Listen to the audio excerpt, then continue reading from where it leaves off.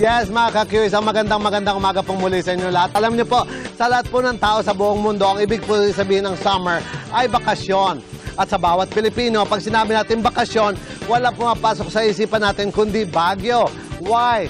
Dahil sa ganda ng klima, rice terraces, magagandang native houses ng mga igorot na kung saan tayong lahat ay pwede mag-post at magpagkakuha ng magandang picture.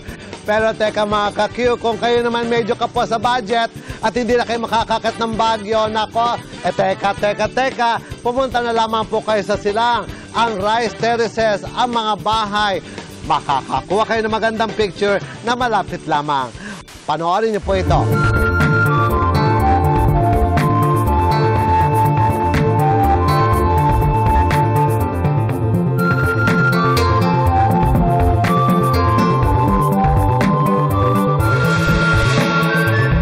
Shambhala ay isang Buddhist term for heaven.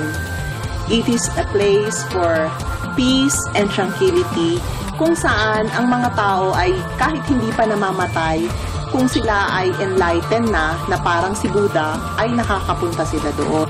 Naririto sa Shambhala ang mga Ifugao huts, meron na nanggaling sa iba't ibang lugar ng Ifugao tulad ng Bangaan, Mayuyaw, Kinakin.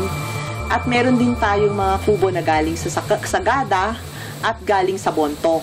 So meron kaming 6 na mga katutubong kubo na nanggaling sa Mountain Province and Ifugao. Ito yung Bontoc hut. Hindi siya kapareho ng sa Ifugao na tulis kung makikita ninyo yung bubungan niya. Galing siya sa Bangaan, Ifugao, at kung saan makikita ninyo na nandito pa yung mga census. So ito ay talagang tinirhan ng mga katutubong Ifugao.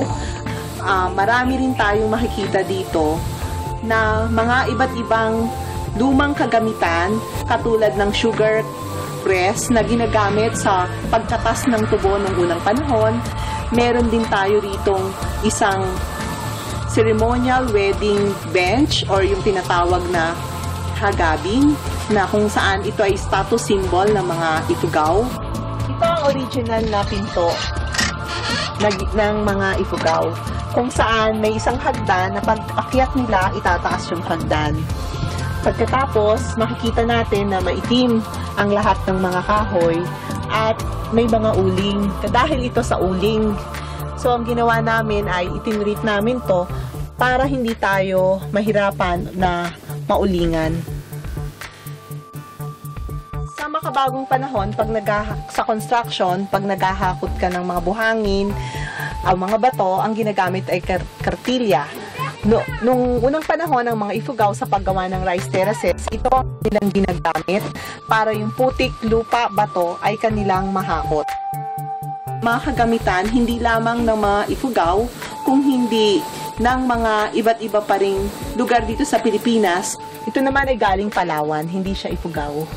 Isang musical instrument or gong na kahoy ng mga taga Palawan.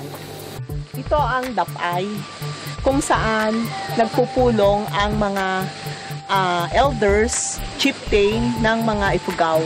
Hindi pala pwedeng pumasok dyan ng mga kababaihan. Ang pwede lang ay yung mga elders, kung saan sila nagpupulong-pulong. Sa lugar ko na ito nakita na pwede akong makagawa at makabuo ng sarili kong mundo na mag-isa.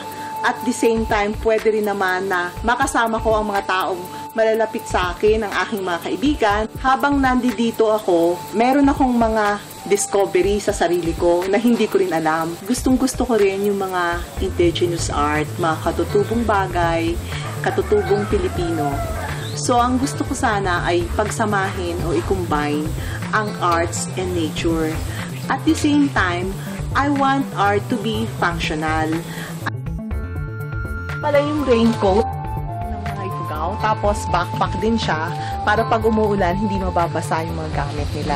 Nakikita ko kasi na pag namamasyal tayo sa mga museo, yung mga magagandang bagay na ay mga naka-eskaparate at nakasalamin. Ang gusto ko sana dito sa Shambhala ay yung mga gamit ng sinaunang panahon ay makita natin na pwede nating gamitin ngayon, mahihipo mo, matutulugan mo, mayayakap mo, at parang kasama siya sa pang-araw-araw na pamumuhay. Nung nakita ko kasi itong lupa na ito, meron na akong pakiramdam na maganda na pwede dahil sa slopes niya at sa tanawin at dahil malapit din ito sa Metro Manila, so parang naramdaman ko na dito ko gustong buuin ang Shambhala.